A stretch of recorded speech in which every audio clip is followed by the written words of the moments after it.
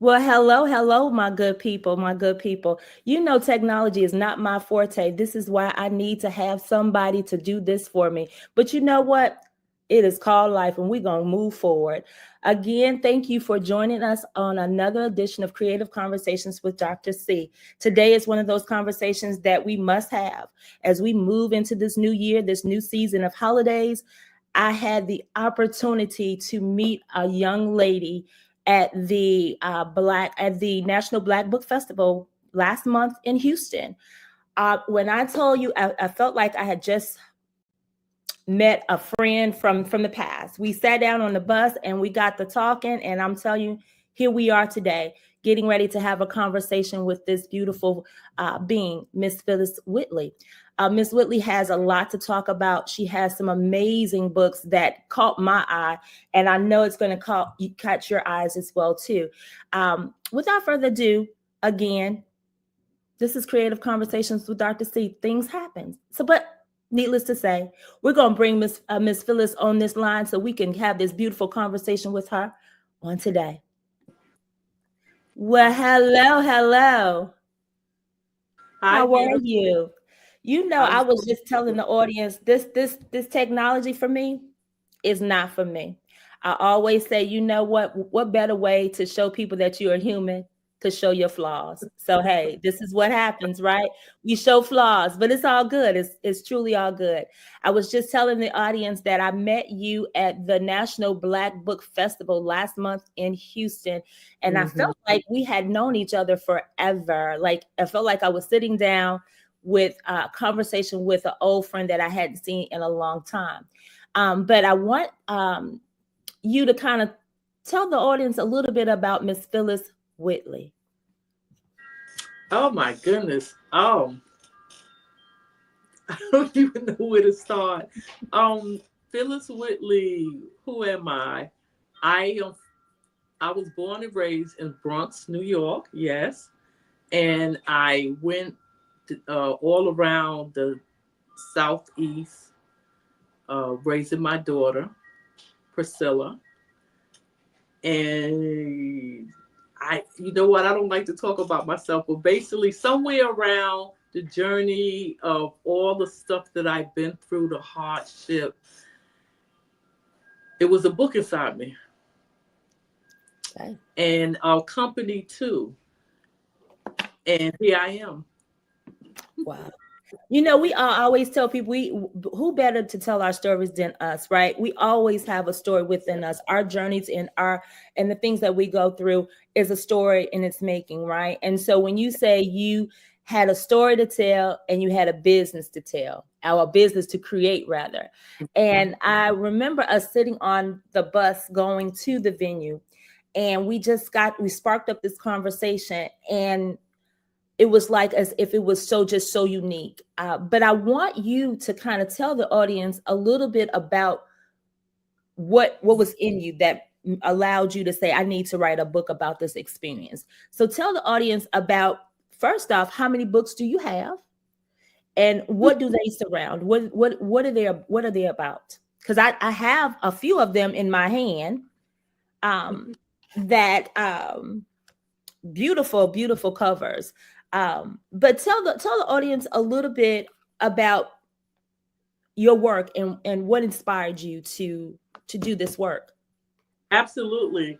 Um, well, first of all, I just want to thank you for the opportunity, okay, for being here. And although her name is Calinthia, I call her Yvette because my middle name is Yvette. So we had a instant connection with that. Yes. Now, basically the book, that's a good question. Spiritology was my first book. And what happened with this particular book is how I was inspired had to do with a lot of things that I seen that was happening in the church. A lot of things that I witnessed with religion. A lot of things that I witnessed with people who confessed God but lived in poverty Mm, versus people who actually was in church every day or had a Bible in their hand every day, and they was just prospering. So I did a lot of investigation. I wanted to know why, even in the church, it was everybody know the church is a spiritual hospital. So Yvette, it was a lot that I learned when I walked in certain churches, and I went to a lot, not because I was, like they said, a church hopper, but I was in search of truth. And sadly, you don't really find it in the church because you got all of these spiritually sick people. The bad part is when the pastor is sick. Yes. So I heard, and all of that made me angry. And then of course I was angry at God. So I went through at 26, I gave my life up to Christ. During that time, I went in and out of churches, and when I would go to the church, I would always have these hard questions that the pastor couldn't answer, or they would look at me like, who is this woman? But I did it with respect. So I went on a journey, probably trying to find the right church, but I realized that God was taking me on a journey to find him. And once I really found him, I kind of like pulled away because I couldn't quite get it. And when I pulled away from him, I had years of hell, and I needed to get back under that umbrella. But I lost family, I lost friends on my way. Now, I had no preview, even though I'm around prophets and people don't know that. I didn't have any warning. Nobody prophesied to me, no pastor, no evangelist. And if somebody would have told me I would have had a book, I would say, huh? I would say, wait, are you crazy? So no, I wasn't trying to go right. Matter of fact, I feel like I speak with the New York accent. I speak with a certain way that I'm like, I'm not going to ever speak. I'm not going to write because English was not my best subject. So the rest was history. It was the reason why I'm bringing that up is because Yvette, a lot of people say I can't, but if I can do it with all my weakness, all the flaws that I literally allowed to take over. As I learned, I realized that all those flaws are really an illusion. So to make a long story short, going into my first book, I had like a book advisor who said she was a book publisher, but she really wasn't. And I went through a couple months of hell just making this book. But she was somebody who was saying, don't do this, and why are you doing that? And that don't make sense, and that don't make sense. And I had to get the story out. I had to get the story out about what was out there, the church, the religious shackles that started in Jesus' era, but it's now in Hollywood, political arena, and all the places that they hide to come after your children. And all the stuff that's going on, even with Pete Diddley today, is about this book. It's even though I talk about the shepherd slaughtering, the shepherd is really people in high places, people in authority, and how they literally are spiritually abusing and raping the young people and the old people. For what reason? So you could so you can run from God or never develop that relationship that you have with God. So I'm here today because this book, as I went through it, I said I'll never do this again with that particular person who was supposed to be the publisher, because I went through so much and she didn't agree with everything. When I finished it, God said, I said, why? Why did I have to go through that? He said, because you are going to go and you're going to start writing your own books. So this book was the beginning of many, many, many other books. I have 12 altogether, but the main ones, we'll talk about that a little bit later. But at the end of the day, I went in search of the church, but God had me find him. And when Mhm. I developed a relationship with God, then I started going after the truth. And I noticed that a lot of things in life was upside down. So I'm somebody who, my business is called Self Whisper. So I'm almost like the whisperer who expose people, places, and things, not to criticize them, but to let you know that you need to, at the end of the day, you need to go back to God. Your Mhm. relationship with God. And I don't want it to sound so religious because I consider myself a spiritual being, but Mhm. in my books and everything that I went through was a journey that God had to show me I am the one. I am the first. I am the last. But it wasn't man. So Mhm. that's at this point. Yeah, I think a lot of times when we are in this process of this journey, we have to uncover a lot of things. And I tell people our lives are just like an onion. We have to, peel back the layers to get to the core of who we are. And the core itself, it always goes back to who you believe, who you belong to, who, if you're spiritual, if you're religious, whatever that is, you have to peel back those layers in order for you to be able to dig deep and understand why you're here and what your purpose is and how you stand in it and stand in it firmly. I think a lot of times we kind of allow the outside world to dictate what we should be doing when we all from the start we already know what we need to be doing. But sometimes the world is that type of place where they pull us in so many different directions. But again, if you're standing in purpose, then your purpose is going to override everything outside of in this thing we call a world. So I understand that totally. And when you say getting back to number one and getting back to knowing who we need to serve and what that relationship should look like, everybody's relationship is different. But thank you for providing that, because I have the book as well too. I actually have three of your books. So let's get into talking about, you said you had 12, but you want to talk about a certain one. So can you tell the audience those other two that you were talking about? Because I believe, if I'm not mistaken, if I can show the book in one of these books, I kind of start reading when you said that. No, we're not going to talk about that today. Okay, we're not going to talk about that one. Okay. So then you talked about the first one. What was the next one that you wanted to, since you have 12, what was the next one that you wanted to kind of dive into and, about? Because most of them, I realize all of them have ology in it. So that's the teaching of something. So one of the books that we kind of bargained with when we were in Houston was Blackology, which the cover is amazingly beautiful.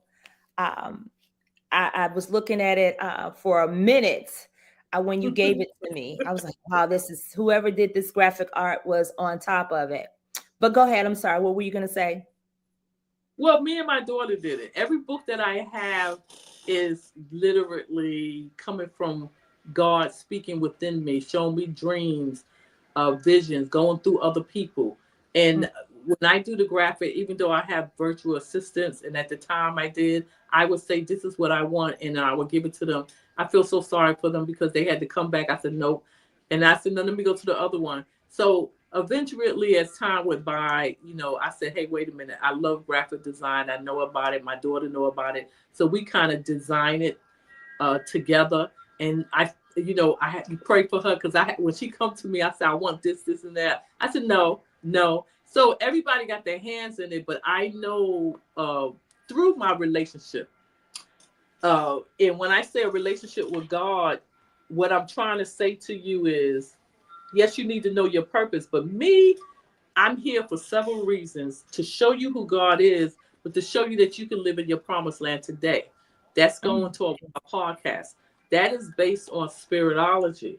Now, Mhm. when I finished my assignment with the advisor, who was really a book advisor, what she didn't do, I learned from it. So, not that she was bad, she played her role and she did her assignment to get me to the next step so I can say, hey, I got to go write another book. Now I Mm-hmm. wrote a book. I'm not going to really name that because that one came off the shelf. I went to a children book, Mm-hmm. and that particular one, it was called Ask Jayless, and it was excellent. That was my first children book, and I did that off of someone, and that didn't go well because you have to. One thing you got to make sure you do is you sign some legal papers and be careful who you write your books with. So, with that being said, I went to Wordology, Mm-hmm. and this one right here is, well, let me just say, I'm gonna go Wordology, then I went to Blackology. So Mm-hmm. these are trilogies, Mm-hmm. and what happens is it's because even my healing space on my YouTube channel, which is Whisper Vibes, well, my YouTube is Self Whisper Vibes. My business is Self Whisper. My nonprofit organization is Whisper Vibes. So when I combine all of them together, we get everything on my YouTube channel is really, or my podcast is based on spiritology. Mm-hmm. And what I do, I just like you, it's a healing space for your body, mind, and soul because I am technically a holistic wellness practitioner. So I cover everything. Even the book, I cover everything. You know, when you have a relationship with God, He is the one that will show you. He wants you to have beloved. He wants everything to prosper, even as your soul prosper. So I deal with the body, mind, and soul. Why do I do that? It's because I want you to live in your promised land today. How do you do that? You have to literally know the truth, and the truth will set you free. And I feel my books are those. So this one right here was probably dealing with the, I would say, maybe the mind, because I get them confused. And I said the body because wordology, sticks and stones might break my bones, but word will definitely harm me. My business is based on self whisper. I deal with you changing your life by revising your whisper. And that's everything that was said to you, everything that was even done to you. As an adult, we walk around and we allow ourselves not to move forward. We allow ourselves not to go into our purpose because of what somebody said. Your your doctor might have said, "Oh, you're going to have diabetes because your mama had it." Mm-hmm. Okay, they tell me that. I said, uh huh. Holistically, I'm looking at everything else as a domino effect. Right. If your mind is not going to work if your body and soul is not complete. A Mm-hmm. lot of people say, okay, I'm going to go to church 7 days a week or whatever. Are you having a relationship with God or the pastor? Don't get me wrong. I have nothing against those in authority. This is even with Hollywood. We give up our soul for the wrong thing. Yeah. You have to have, well, each day, daily, you have to deal with what's going in your mind, even your children. And you have to understand that the world is really there to attack you, Mm-hmm. even through commercials and everything, because what you see and what was said to you really will hurt you. And that's why this book was written. I'm telling you, it's a reason that they took the books from us in slavery. It's a reason that they didn't want you to read. It's a reason that they said if you want to hide something from black people, put it in a book. This Mm-hmm. is small, but it covers it. That words will definitely harm you. And some people say, "Oh, I really don't believe that." But why are you still harboring over somebody who's in their grave that told you you would never be nobody? So the next book was Blackology, which took 2 years in the making because God put it on hold. And I was like, why is this on hold? But I just wasn't ready. And for Mm-hmm. those who write, it's a season I feel that you should be writing. So Blackology is uh, about that. Why are we, as Black women, we are looked upon as the lowest, but not lower than Black men? Okay, and this is coming from slavery. And even if you even if you're in a country that didn't you wasn't no slave that came over to the United States or Brazil or Cuba. Brown and black women are looked upon as nothing, talked about, pushed back, undesirable, everything. Mm-hmm. And but yet the non-black European types want to be like us. This book explore the truth. And see, once you know the truth, you would realize that it's not because you're the lowest, it's because you're the most powerful. Mm-hmm. And so that's why I wrote this. In ology, all of this came from God. And I said, wait a minute, I'm gonna make this this. That's why this is my trilogy. The last current one, although you showed one, yes, this is basically the 12 books I have is like coloring books, journals. So I don't really talk about those. This is good. This is one of those meditation books. But the last one that I wrote, and I did this within 3 weeks, I went back and I had to revise or replace the old children book. Mm-hmm. And I got this one, and it's called Xander Speak. I didn't have this when when we was down in Houston. And Mm-hmm. this is really dealing with the bullies in school, but you know what? You can be bullied all your life. And Xander literally goes in as a superhero and he speaks to them. And all of this, I give credit to my daughter. We got together with no virtual assistant. We did everything together. He, as a superhero, he went, he actually speaks to those people who are in character, but really it's the same scenario in life of people don't like you for who you are. And this is to uplift the young people. These other books that I make is to uplift. I really, even though I have male clients, because I am a counselor, I have mostly female. So everything about me is to change your whisper Mm-hmm. so you can literally change your whole world. And what you said a mouthful, Ms. Yes. Whitley. I mean, I'm taking it in and digesting it and trying to figure out what's the next question I want to ask because there's so many that I want to ask. But from the last piece that you just said, talked about your clients, and majority of your clients are women. It's interesting that we as women, we tend to kind of go head to head with one another. As a counselor, I'm going to put in the space as a counselor, but also as an author.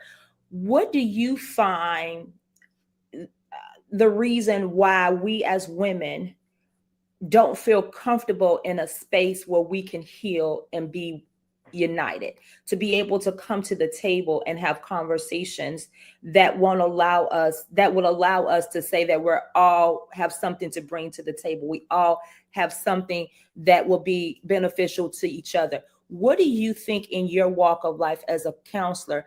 What kind of conversation should we be having at the table with our sisters?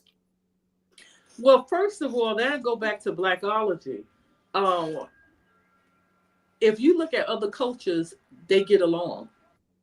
So when I say my mostly my clientele is black, because black women's been through so much, and then within our own community, we are attacked. Mm-hmm. We are attacked by our males. When you look up and every time you see them, they are uplifting a woman that is not black. They are putting her in the spotlight. When you see athletes get out there and make all that money, they leave the community and say you're not good enough. Then you have our other sisters that are Irie, that looks upon us like, you're not anything. They laugh at the way we do our hair or whatever. And how we can come together, because that's a good question, is we first have to realize who we are. And when I did Blackology, I always go in the past, and because you don't know who you are today unless you go and learn who your past was. And this is why the books was taken from us, so we didn't have a trail, so we didn't have a avenue of where we came from. We was ripped from everything. And even to this day, the governor is trying to, without getting in politics, is trying to pull in some states everything dealing with Black history. If you don't know who you are, you will never know you. If you don't know where you came from, you won't know who you are. And so the answer to your question is, when Black women come together, we are fighting each other because of the whispers that were said to us, the whispers that we see in Hollywood. It's hard to grow up as a Black woman and you look up and the first doll that's put in your face is a Barbie doll. It is hard to grow up and look up and you see people who don't look like you on TV, but they make them princesses and queens. So when we look at each other, we are carrying that wordology, okay, word, spell. We carrying that spell in our life, and we are looking at each other and we become competitive with each other. We start fighting each other, but we don't know who we are. So if you don't know where you came from and you don't know who you are, we bring the hate to the table. Mm-hmm. You know, if I grew up in an environment where my hair is considered ugly because it's cold and curly, I'm going to look at my daughter or I'm going to look at my cousins and I'm going to think, you ugly. Mm-hmm. So a lot of times we don't want to come to the table because we are competing with the wrong people. Mm-hmm. Because one thing about society, and even Hollywood, even in slavery, they didn't want us to come together. You see, the males would beat if they ever seen them huddling or coming together and talking to each other. And when we start realizing who we were, I mean, what happened to our ancestors, that generational curse comes down. We will start realizing, hey, I want to come with you to empower you. I want to bring empowerment to the table. I don't want to bring my whispers, my broken whispers to the table. So I try to clean up a woman broken whisper. And yes, I have clients that was males, but I really feel only a man could teach a man. So this is why I mainly teach females. And when we start loving ourselves, we start realizing who we are. We would start loving ourselves, and then we can come to the table and admire each other and love each other. But how can you? That's why God said, love your neighbors of thyself. People think, oh, that's my next door neighbor. He's talking about everybody that's in your circle. How can you love somebody? And people do this. This is why young women walk around and say, I just want somebody to love me. But wait a minute. Do you love yourself? When you love yourself, then you can love and appreciate and won't be threatened of a woman who comes in the meeting and she got herself together. I myself, I am very comfortable in my body. So I have no problem complimenting another woman. And we don't know how to compliment. We want to attack. And I'm not saying that it's right, but what I am saying to you is you need to point your fingers back at yourself and get yourself together. Mind, body, and soul. What good are you if you can't deliver or use your voice if you're sick? This is why I cover the whole thing. I know I'm putting a lot in one shelf, but Black women in particular need to find out what happened back then. Find out how your generational curses are coming down and stop it. Be the first. Love yourself, but you won't know how to love yourself until you go to your maker, and that's the spiritual part of you.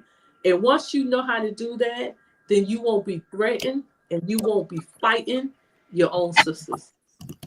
Yeah, I agree. I think a lot of times we that generational curse, a lot of people don't know how to break it, and I think having these open conversations and dialogue about learning to love thyself is important. I think as a grandmother, I always instill in my granddaughter that each day that you get up, you have to learn how to affirm yourself, affirm who you are, because when you exude that, people tend to run to that because they're trying to figure out, oh, that's something different. But that's just self-love for self. That doesn't mean that I'm arrogant. No, I love myself enough to be able to stand in a crowd among whoever and say that's who I am and I love me. So I think when you say that generational curse needs to be broken, I truly believe so, because we are raising a new generation, and if we don't stop and have those conversations now, we are doomed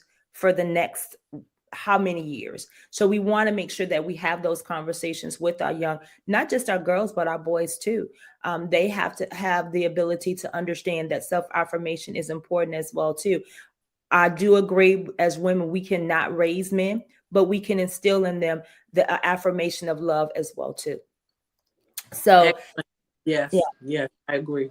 Yeah. So I truly just am amazed by just how poignant and how you're so grounded in being able to speak the truth and being able to say, I'm breaking the curses and I'm breaking those generational whispers that allow me to say, hey, I'm good enough to stand in a crowd and be able to extend a word of encouragement or say, oh, you look great today, of another black woman. We find that to be like, well, why are you saying that? I remember going to I was in a beauty supply house of all places, and I was looking for something, and a woman walked past, and when I tell you, she was so beautiful, literally beautiful. I mean, feature wise, very beautiful, but you can feel her spirit.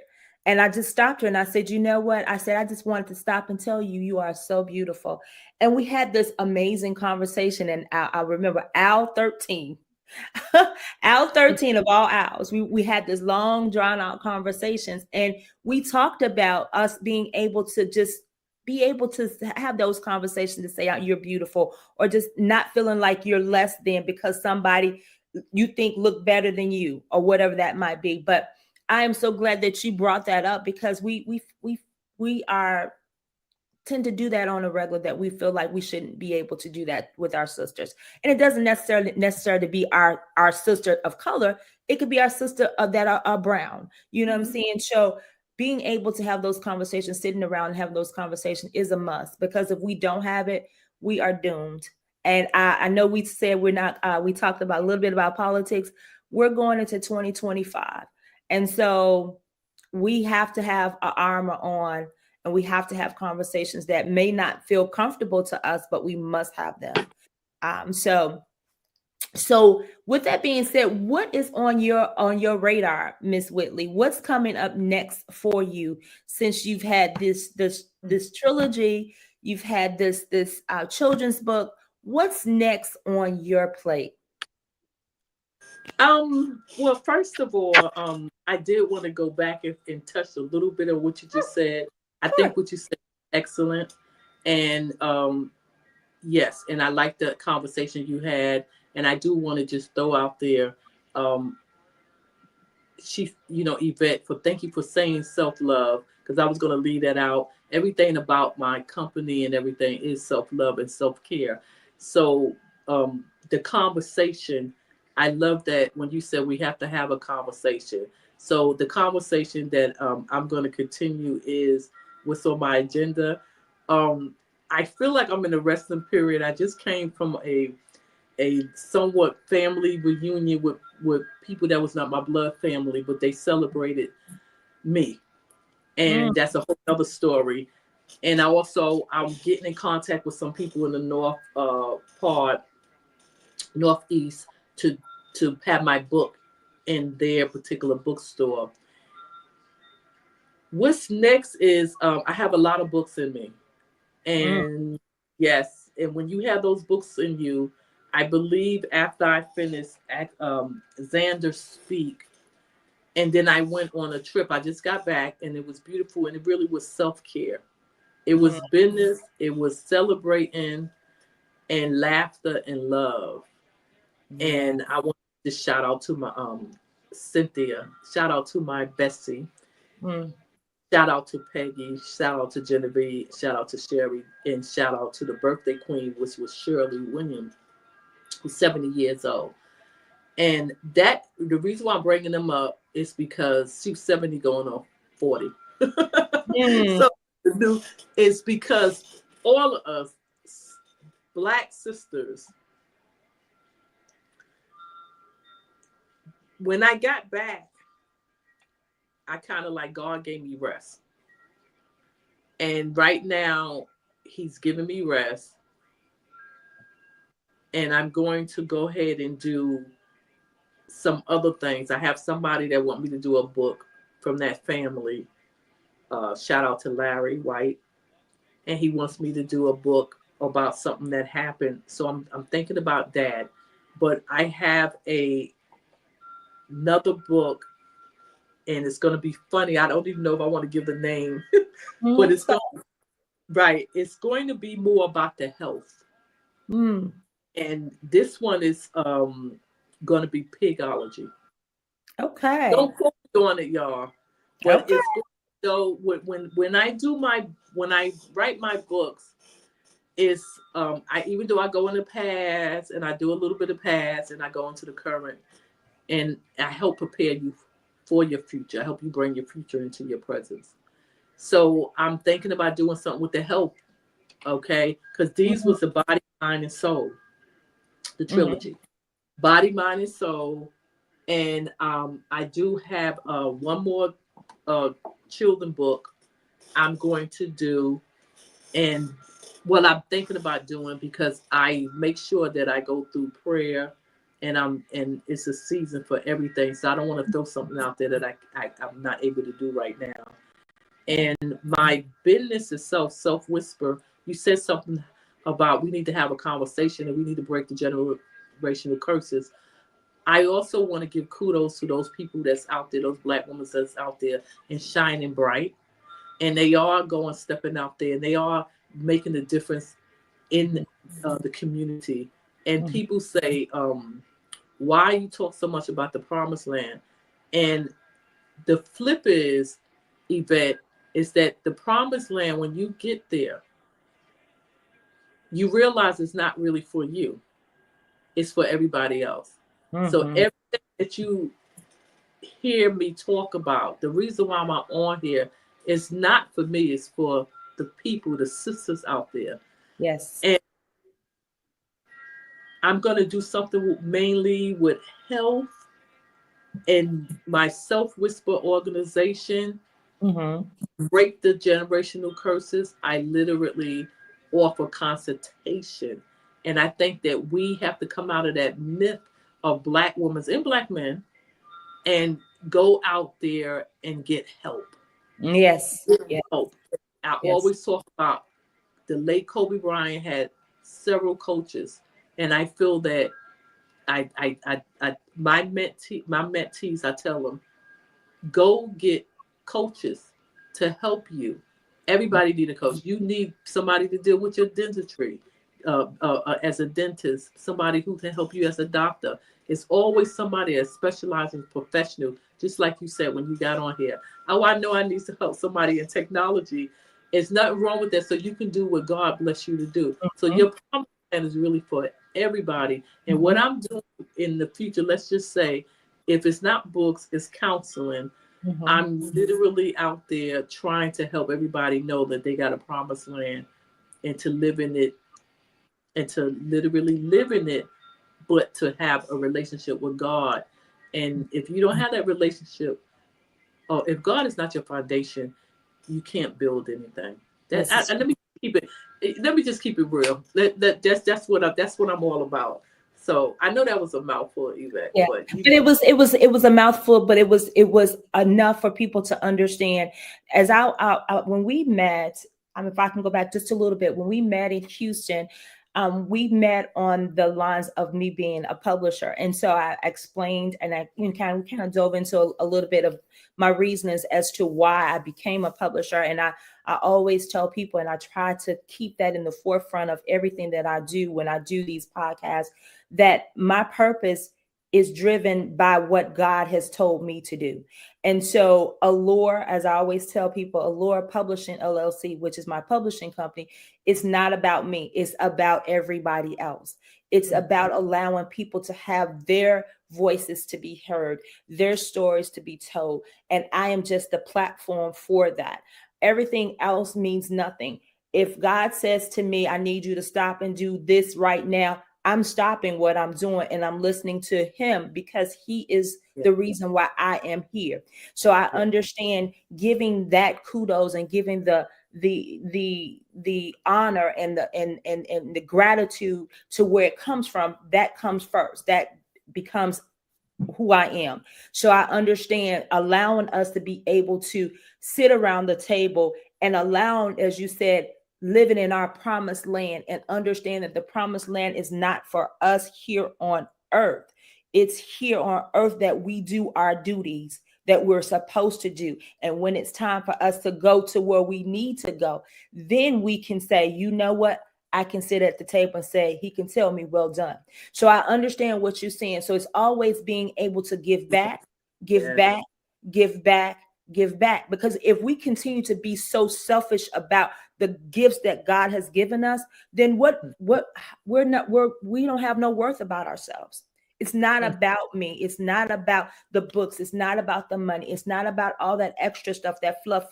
It's about how did I create a change in somebody else, whether it be that I said you were beautiful, whether I said that you amount to something, you mean something, then I've done what I was supposed to do. It has nothing to do with money at all. So I understand that piece of it, Ms. Whitley, because at the end of the day, when I close my eyes for the last time on this earth, I will know that I've done what I was supposed to do while I was here in this piece of land, right? So I understand that totally. I'm getting happy here. But anyway, but I say that to say that at the end of the day, girl, when we talk about affirmation and self-love and self-preservation, I did a book that talked about that, about self-preservation, about self-love, about being able to care for ourselves. Because as we've heard this saying, if mama ain't right, ain't nobody right. If I'm not right inside from top to bottom, from inside to outside, then what good am I? So I just finished writing. God, thank you. I just finished writing a letter last night in regards to, it's called the Love Letter Chronicles. And it talks about us being able to write love letters to ourselves. And I wrote my first love letter to me was a letter that I needed to have for myself. I had to speak to myself.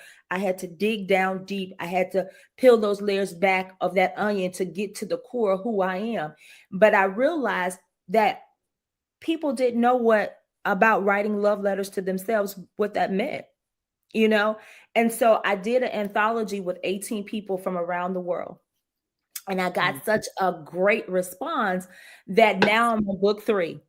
And so when you talk about being able to heal the mind, the body, and the soul, I am extending the invitation to you, because I want you to be able to write your love letter and allow people to see who Whitley is. So I'm extending that offer to you. So don't be alarmed if you go into your emails tonight and see that invitation. Is because God gave me this title, Creating a Space of Healing, because we are now in a space where we need to learn how to heal.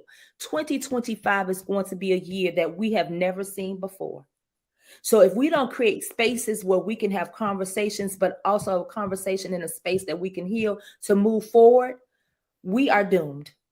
So I'm not going to say anything about anything else about politics, but I want to extend the invitation to you to be a part of that this anthology. I've had so many people who've asked about it.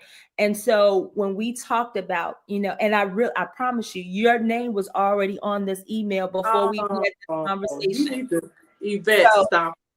So it's already on there. And so I was like, this is confirmation to me that we are talking about a space of healing. Shock. Y'all hear me, audience? Yeah. She's surprising me. I'm shocked right now.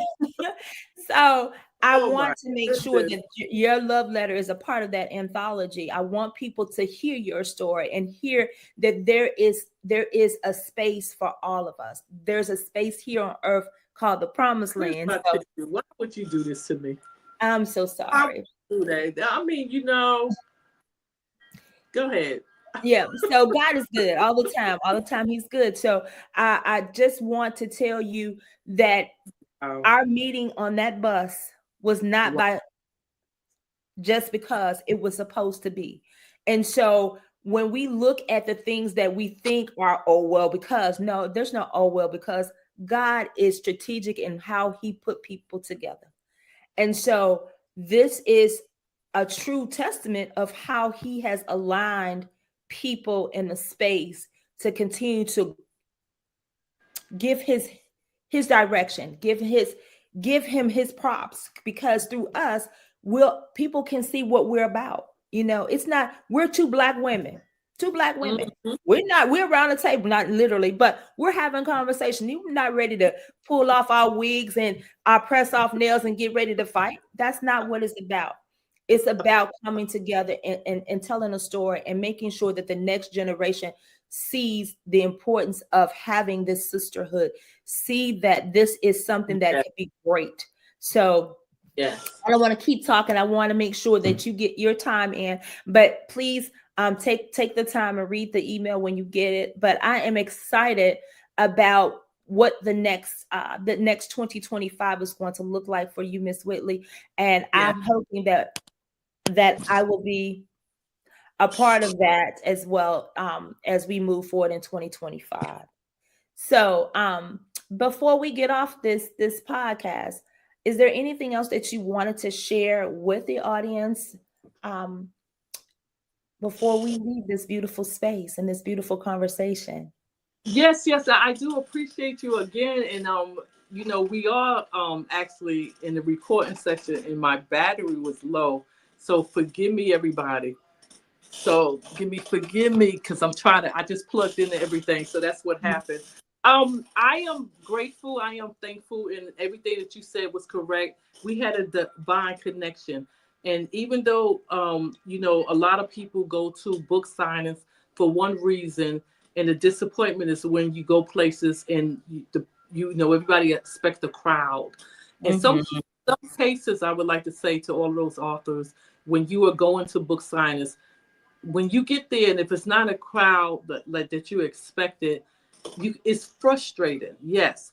But Mhm. when I met Yvette, it was divine connection because I turned around and I used it.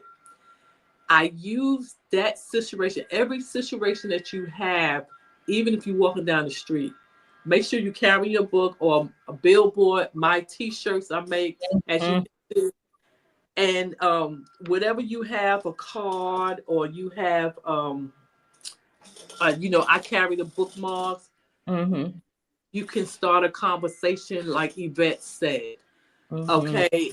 And it was divine connection because sometimes you go into a place and you think it's going to be this way, but God orchestrates your footsteps and say, hey, I didn't bring you here to get all the people to buy your book.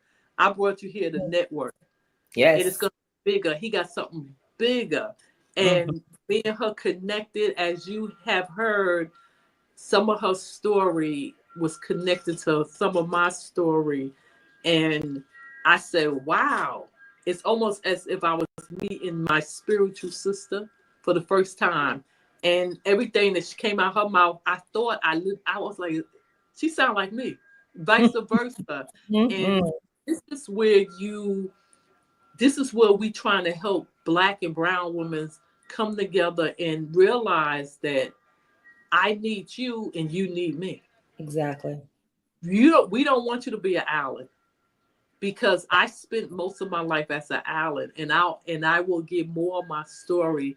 Uh, the main thing I did want people to know, I say I'm a cancer conqueror because I don't believe in do it again, Mhm. remission. So Mhm. I conquered that, and anything could be a cancer. And I'm not going to tell you anything about that because evidently I'm going to be a part of her love letter, and I'll be more than Yes. happy to talk about it. But it was a season that I would never talk about that. Mm-hmm. So you see, I had to meet her because she evidently going to bring it out of me. So you never know who you're going to meet. I'm telling y'all, and this is for every woman out there, no matter what your color is. I'm not against that. I just want people that is non-brown and non-black to give us that respect that is due Yes. to us, Yes. basically. And the only thing that I can say is I would never forget that I stepped foot in Houston to meet her and some other people, but was she gave her word. And a lot of people don't give your word. A lot of people say, "Oh, I want to be interviewed. I want to do this," and they don't do it, and they miss their blessing Mm-hmm. because God will bless you. It don't have to be that you. I didn't sell many books because we didn't have a overflow, but Mm-hmm. God around you. You around like-minded people. Use every opportunity, and I'm talking to authors and business owners to connect Mm-hmm.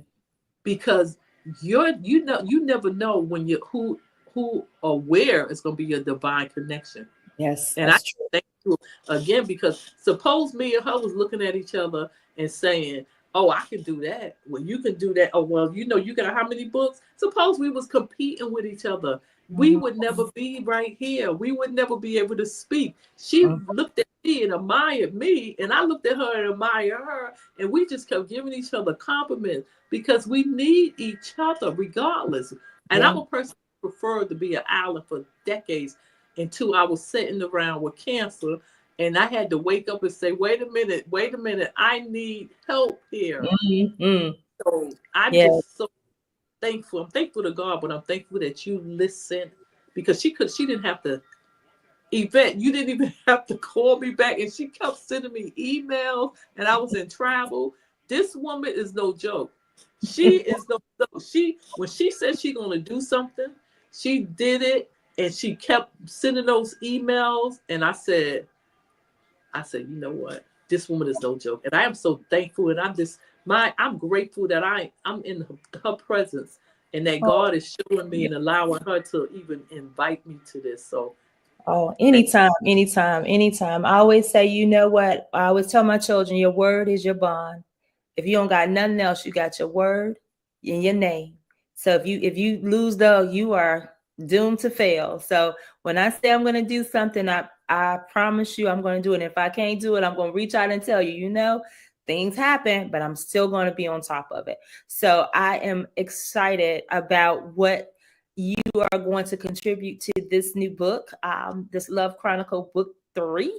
I am excited about that. I'm excited to hear your story and hear what that story can do, and to those who are going to read it. I tell you, each day when I feel like I'm in a place where I need to woosah, I pick up the book and I read these love letters from these 18 people who didn't have to. Many of them were not authors. This is their first time ever picking up a pen and putting their thoughts to paper. And so I am excited about what this next book is going to look like. The last book is actually in the Library of Congress. So this one will be going there as well too. So I'm excited about what that's going to look like for you and those other people who hopefully are going to accept the invitation as well too. Well, before we get off, I said that before, but tell the audience where they can get your books at. And I believe, if I'm not mistaken, tell me if this is the correct emails that they can reach out to you. Is that correct? Oh, well, I got on glasses, so you're going to make. Oh, phylliswhitley.com and then amazon.com slash author PYW. I guess that's that probably is most likely the Amazon what web, they call it, Amazon Central. I don't even know what KDP. to say. Is it No, KDP? what is it? Author Central. I believe that's probably Oh, Author okay. Central. That's So, but they can books. reach you there. Well, they actually, the best thing for them to do, that's excellent too, but the best thing that they can do is just go ahead and um go to Self Whisper. You're not gonna forget it, selfwhisper.com. And I'm all over YouTube. YouTube is at Self Whisper Vibes. So selfwhisper.com is SELFWHISPER.com. And that's my, and if you go to my website, my website will lead you to, you know, everything that you could want, from my books to YouTube and newsletters and everything like that. Yes. Okay, so Thank selfwhisper.com you. is where you can reach out to Miss Whitley and get these phenomenal trilogies that she spoke about so eloquently today. Also, the children's book that she mentioned, which is Xander Speaks, is the other book that she has out, which is beautiful. I didn't get the opportunity to see that No, in no, Houston, no. but I'm excited about that because, as we know, bullying is at its highest. Nowadays, these children are committing suicide behind being bullying. So we need as much resources as possible to safeguard our children. But also, the biggest safeguard that we can do is speaking to our children, allowing them to be able to be in a safe space to speak their truth so that they can be heard and that some actions can be taken on their behalf. But it has been an amazing conversation that we've had today, Miss Whitley. I am truly grateful for our engagement today. I'm truly just truly blessed to have been in your presence in Houston. And I know that this relationship is not going to end. We have so many more things that we have down the path that we need to get our baskets together, because we got a lot of picking to do. So I'm excited I like about that. what this collaboration, this sisterhood is going to look like in 2025 moving forward. But as always, as before I get off this podcast, I always tell people it's important that we check on our strong friends, our strong family members, because even though we say that they're strong, they still need to be checked on. Remember to always continue to uplift. Tell somebody you love them. Tell somebody that you care. Tell somebody that they're beautiful. Allow them to understand that their purpose in life is here, that we need everything that they have, that there is a seat at the table for us all. It's nothing that we can't do together that we can do separately. So I just thank you guys for having this conversation with Miss Whitley today. And I always say, this is not the end, yet the beginning. We all have a story to tell, and who better to tell it but you? So with all that said, I hate to say goodbye, but say see you soon. And until next time on Creative Conversation, you all have a blessed, prosperous week, and happy holidays.